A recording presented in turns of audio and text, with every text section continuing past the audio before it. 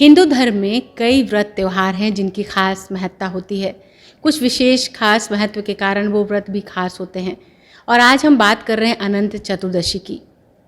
क्या खासियत है अनंत चतुर्दशी की? इस व्रत को करने से क्या विधान है और क्या मिलता है? इस व्रत को करने से क्या फल की प्राप्ति होती है? इन सारी बातों पर बात करने के लिए हमारे साथ मोहन त्रिवेदी जी हैं। आचार्य जी से सीधे बात करेंगे और जानेंगे अनंत चतुर्दशी के बारे में।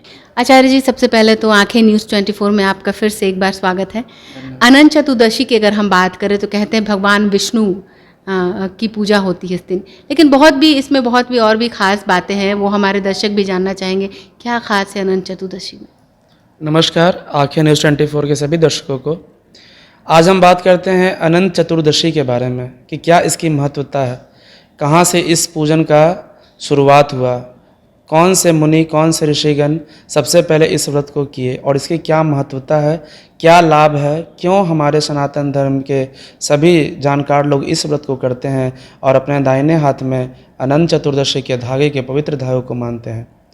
तो यह जो अनंत चतुर्दशी की कथा है हमारी, वह हमारे द्वापर युग में जब महाभारत का कार्यकाल हो रहा था उस समय से होता है, जब 14 वर्षों का वनवास दुर्योधन की वजह से हमारे पांडु पुत्रों यानी युधिष्ठिर, अर्जुन, नकुल, सहदेव और भीम को प्राप्त हो जाता है।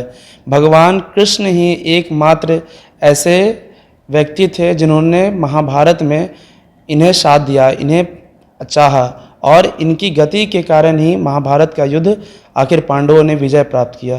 तो कौन सा व्रत पूजन किए महाभारत में इन्होंने, हमारे पांडु पुत्रों ने, जिससे उन्हें खोया हुआ राज्य उन्हें फिर से प्राप्त हो पाया है। तो इसी की कथा आपकी अनंत चतुर्दशी में, इसी की महत्वता पे गौर की गई है। एक खास बात ये जानना चाहेंगे आचार्य जी कि जो धागा हम बांधते हैं उसमें 14 गांठ महत्वपूर्ण होता है। कहते हैं कि जो सूत होता है, कच्चा सूत, उस पर 14 गांठ बंधी होनी चाहिए, एक भी गांठ कम नहीं होनी चाहिए। तो ये 14 गांठ के पीछे क्या रहस्य है और क्या महत्व है इन 14 गांठों का? हम अपने भक्तजनों को बताना चाहेंगे 14 जो घाट हैं उनका वसु से संबंध है, यानी नक्षत्र जितने भी हैं, जितने भी पर्वत हैं, पहाड़ हैं, जिसका अनंतमय निर्माण इस पूरे पृथ्वी में हो रहा है, तो उन सारी को, मतलब हमारा सनातन धर्म ही एक ऐसा धर्म है जो कि हर चीज़ में देवता मानता है। तो अनंत मतलब जिसका कोई अंत नहीं है, तो हमारा संसार भी उसी तरह का है जिसका कोई भी अंत नहीं है। तो इन्हीं सारे सार को 14 सूत्रों में बांटा गया है, 14 रूपों में बांटा गया, जिसे हम 14 गांठ के रूप में अपने दाहिने हाथ की हथेली में इसको बांधते हैं। तो कहा गया कि सबसे पहले अनंत व्रत चतुर्दशी जो कथा है हमारी, वह कहाँ से आई, कहाँ से ली गई। तो सबसे पहले हम बताना चाहेंगे कि दुर्योधन जो था, जब भगवान युधिष्ठिर जो थे, जब राजसूय यज्ञ करते हैं तो सभी अपने आसपास मित्रजनों को बुलाते हैं, जिसमें दुर्योधन भी आता है। और दुर्योधन ऐसी सुंदर महल का निर्माण भगवान विश्वकर्मा की कृपा से होती है कि उसे लगता है कि उस समतल भूमि पे पानी है, और जिससे वो अपना धोती उठाकर वो आगे चलने लगता है, जिससे द्रौपदी अपने सखियों के साथ देख रही होती है और कह देती है हंसते हुए कि अंधे का पुत्र भी अंधा। तो इसी बात को लेकर दुर्योधन के मन में एक चोट हो जाती है, एक कुंठा हो जाता है कि मैं इस घमंडी औरत को जरूर सबक सिखाऊंगा। और इसी का कारण था कि इतना बड़ा युद्ध महाभारत हुआ, जिसमें हमारे पांडु पुत्र सारा राज्य, अपनी पत्नी को भी यहाँ तक कि खो देते हैं। तो भगवान कृष्ण कैसे इनको बताते हैं कि कैसे आपको, मतलब क्या व्रत, कौन सा पूजा, कौन तप आप कीजिएगा जिससे कि आपका जो खोया हुआ राज्य वह नष्ट हो जाएगा। तो अनंत चतुर्दशी की कथा यह है कि हमारे सुमंत नाम के एक ऋषि थे, जिन्होंने अपनी पहले शादी की है, जिसका नाम था शीला। लेकिन शीला बहुत ही सुंदर, बहुत ही सुशील और बहुत ही सभ्य महिला थी, सारा घर का काम काज करती थी। लेकिन एक पुत्री के जन्म देने के बाद, जिसका नाम दीक्षा था, तब उनकी पत्नी मर जाती हैं। तो उन्होंने दूसरी पत्नी दुशीला नाम की स्त्री से शादी करते, लेकिन वह एकदम शीला के एकदम विपरीत थी, यानी एकदम कर्कशा थी, घर में कभी चैन नहीं होने दी और सिर्फ लड़ाई झगड़ा कलह कलेश यही उनके यहाँ होते रहता था।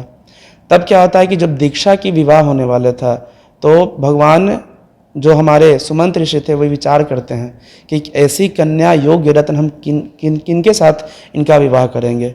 तभी कौंडिल्य मुनि आते हैं। कौंडिल्य मुनि से प्रसन्नतापूर्वक जो सुमंत थे वह कहते हैं कि आप हमारी कन्या से विवाह कर लीजिए, और कौंडिल्य मुनि के साथ दीक्षा का विवाह कर दिया जाता है। तो जो सुमंत थे वे अपनी पत्नी को कहते हैं, दुशीला को, कि दामाद और बेटी अब घर से विदा होने वाली है, तो दहेज में कुछ उन्हें हम लोग को देना चाहिए। दुशीला तुरंत घमंड से क्रोधी हो जाती है, लड़ाई करने लगती है अपने पति से, और गमछा में ईंटा पत्थर जितने भी थे वो सारे बांध कर अपने दामाद कौंडिल्य को दे देती है। कौंडिल्य मुनि बहुत दुखी हो जाते हैं, लेकिन जो भी मिलता है प्रेम से वह उसे स्वीकार करते हैं और आगे की ओर बढ़ने लगते हैं, वन की ओर चले जाते हैं। जो दीक्षा थी एक नदी के किनारे पे देखती है कि बहुत सारी स्त्रियां भगवान अनंत चतुर्दशी की व्रत को कर रही हैं, तो शिला भी वह व्रत करते हुए उद्यत हुई। उसे भी लगा कि हम भी क्या हो रहा है पूछते हैं। उन्हें पूछा यह क्या है, किस भगवान की पूजा हो रही है।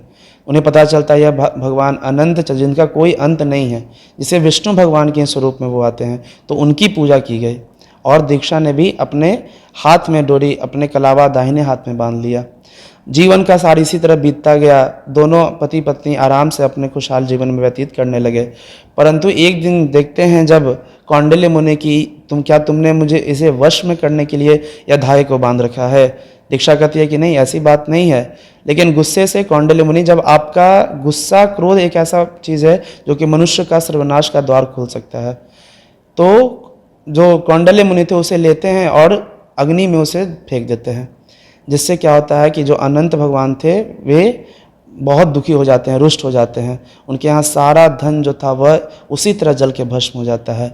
तब जो कौंडिल्य मुनि थे वे भटकने लगते हैं, तो अनेक तरह के गमन देखते हैं, जहाँ गौ देखते हैं, जो बछड़ा देखते हैं, पीपल का पेड़ देखते हैं, ब्राह्मण को देखते हैं, नदी ऐसी देखती हैं जो उल्टी धारा में बन रही होती है। तो सभी से पूछने लगते हैं कि ये ऐसा क्या हो रहा है। भगवान अनंत बूढ़े ब्राह्मण का रूप धारण करते हैं, उन्हें बतलाते हैं, और फिर कौंडिल्य मुनि भी इस व्रत को करते हैं, जिसके प्रभाव से उनका खोया हुआ धन भी फिर से प्राप्त हो जाता है। और वहीं से यह कहानी, यह कथा का सार शुरू हो जाता है। और इसी पूजा के प्रभाव से ही युधिष्ठिर को भी खोया हुआ धन फिर से उन्हें वापस प्राप्त होता है। ऐसे ही हमारे सनातन धर्मों में कहा गया, स्कंद पुराण में इसी तरह की कथा हम लोग को वर्णित की गई है। कुछ खास चीज़ होगी अनंत चतुर्दशी के दिन करना चाहिए जो दर्शकों को आप बताना चाहेंगे, कुछ विशेष ऐसा कि इस व्रत को करने से जो फल की प्राप्ति हो सके?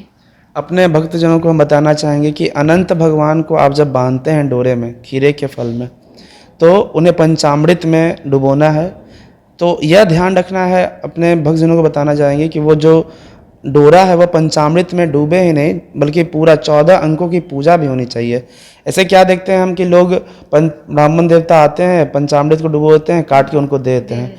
तो काटना भी नहीं है, उसको फिर जल से स्नान कराना है। रोड़ी, सिंदूर, वस्त्र, नैवेद्य जो भी है वो सारी चीज़ें अनंत भगवान जो सूत है उस पर आपको अर्पण भी करना है।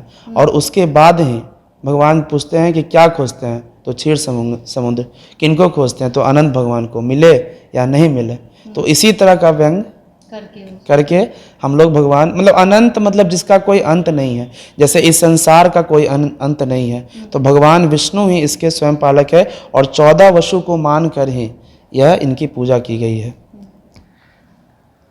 तो अनंत जिसका अंत नहीं है, हमारे आचार्य जी ने जिस तरीके से पूरे तरीके से विधि विधान को बताया है कि अनंत चतुर्दशी किस तरीके से करना चाहिए कि आपको फल की प्राप्ति हो, निश्चित रूप से मुझे लगता है कि हमारे दर्शक इससे बहुत ज़्यादा लाभान्वित हुए होंगे।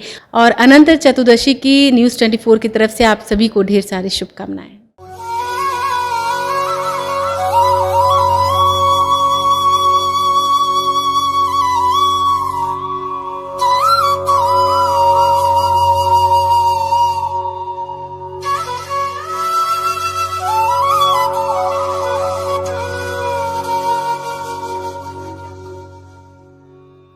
अगर आपने अभी तक हमारे चैनल को सब्सक्राइब नहीं किया है तो हमारे चैनल को जल्द से जल्द सब्सक्राइब करें, लाइक करें, शेयर करें और कमेंट करें। क्या आप पत्रकारिता के क्षेत्र में अपना कैरियर बनाना चाहते हैं? तो आज ही royal Ashoka institute of mass communication and journalism में अपनी जगह सुनिश्चित करें। आर्यभट्ट ज्ञान विश्वविद्यालय पटना से मान्यता प्राप्त 100% प्लेसमेंट के साथ royal Ashoka institute of mass communication and journalism, नामांकन जारी है।